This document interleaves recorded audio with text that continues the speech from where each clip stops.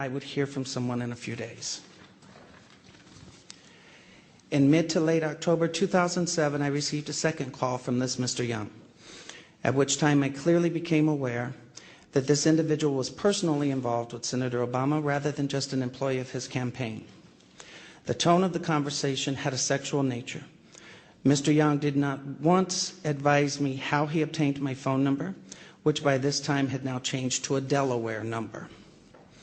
In late October 2007, I received a text message from the gentleman identified as Mr. Young, in which he stated he was intimately involved with Senator Obama and that Obama was discussing with him and his pastor how to publicly acknowledge Senator Obama's drug use in 1999, and that Obama wanted to be sure I had not discussed the sexual encounters or drug incidents with any media at that time.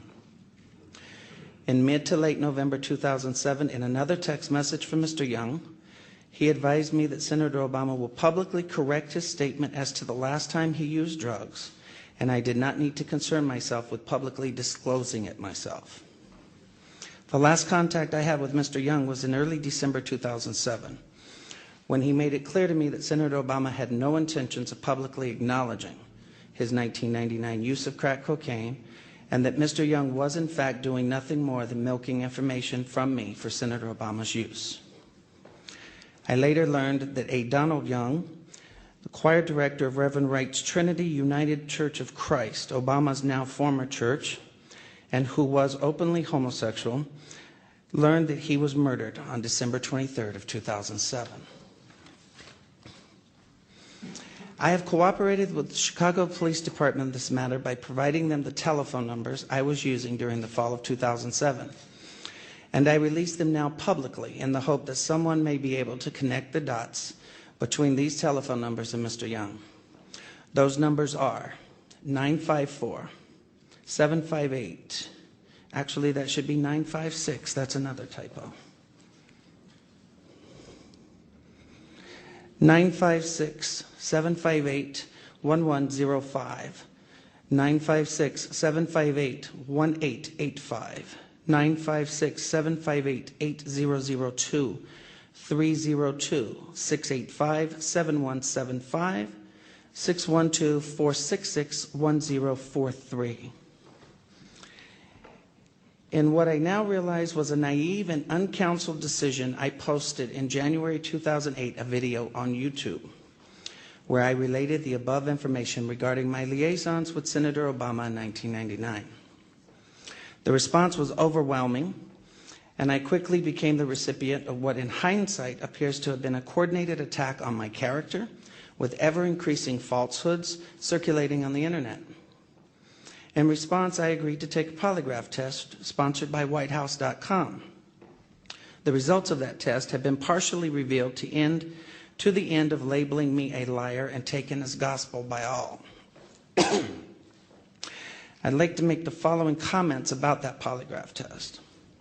First, I have been subsequently advised that WhiteHouse.com was a website dedicated to anti-Clinton pornography until earlier this year. In fact, until January of 2008, to be exact. Second, I have now come to understand that lie detectors are junk science at best, which is why courts of law refuse to use them. Third, a review of the results by a George W. Matchick, PhD of antipolygraph.org, raises serious questions about the legitimacy of this particular examination. Indeed, overlooked by almost everyone is that WhiteHouse.com's own examiner, Dr. Gordon Berlin, Salt Lake City, Utah, observed that on the drug question regarding Senator Obama, that the computerized score found that there was less than 1% probability of deception by me. That's about as high a passing score as one could possibly obtain.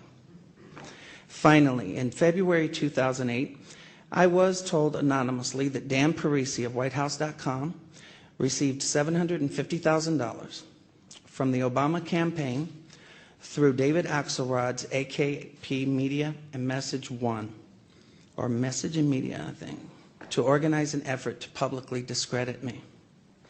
When I confronted Dan Parisi with this allegation, he did not deny it, but instead withdrew the second exonerating polygraph report of Dr. Gordon Berlin, failed to post the video of my polygraph as he and WhiteHouse.com promised they would do, and even removed posts from their website altogether, claiming that I had had enough of the attacks by Sinclair's supporters and Sinclair himself, quote unquote.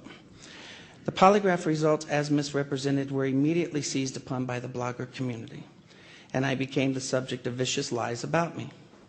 I was forced to file a lawsuit in an attempt to stop those lies about me that had been circulating.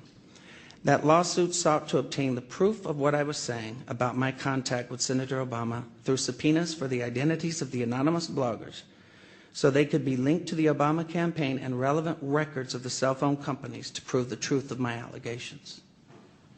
To date, though the lawsuit is now over 90 days old, Judge Henry Kennedy has refused to permit the suit to move forward so this evidence may be obtained. In conclusion, in sum, you can discredit my story, and then you can make your decision on who should be next President of the United States. The burden is now off of me, as I have told my story without the distortions that have been intentionally heaped on me, and what my lawyer tells me is an ad hominem attack. Shoot the messenger so you don't have to hear the message he is bringing. I'm now done. It's for others to find the corroborating evidence of my story by locating the limousine driver, Mr. Mutani, by checking the telephone numbers related to Donald Young and Senator Obama.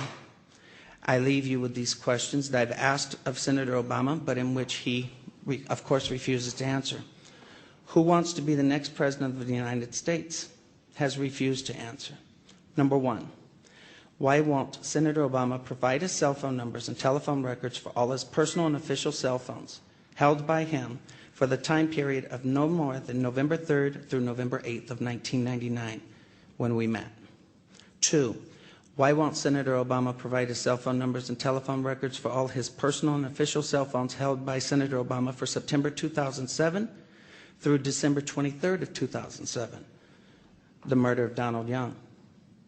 Three, why won't Senator Obama provide all email communication, both personal and campaign related to and or from AKP Media and Message from January 18th, 2008 through February 29th of 2008 for Senator Obama, David Axelrod, and David Plouffe? Fourth, why won't Senator Obama provide proof of all payments made from AKP Media, Obama for America, David Axelrod, David Plouffe, and Senator Obama's accounts for the period of January 18th, 2008 through February 29th of 2008? On a website that we posted today, LarrySinclair.org, you will find the documents that I have referred to in the statement. A copy of the homepage for that website is attached.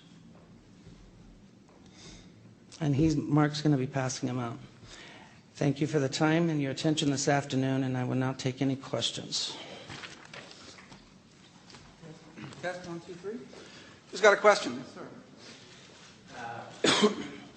Mr. Sinclair, could you explain why, if this incident happened in 1999, you waited until 2007 or 2008 to come forward? It's a question of credibility, sir. Why didn't you come forward back in 1999 or 2000? Well, number one, in 1999, I really didn't care whether he was a senator from Illinois or not. To be honest with you, I wasn't a resident of Illinois. As far as why now, I was living in Mexico up until 2006. It really was of no interest to me. I know plenty of politicians, both locally and internationally, that are pretty much crooked. The whole issue was based on his drug use and his claim that he had not used drugs since his college days, and that was the whole issue that brought this forward. Next question, sir. Are you receiving any financial support for your efforts from anyone? And if so, do any of those people have connections to the Republican Party? I'm glad you asked that question. Number one, I am not connected with any party, Republican, Independent, Libertarian, Democratic, none. Nor are anybody that are contributing to the cost and the expense of this. Every penny that has gone to pay for this press conference, my travel expenses, have come from average American citizens, most of them actually, according to their own statements, are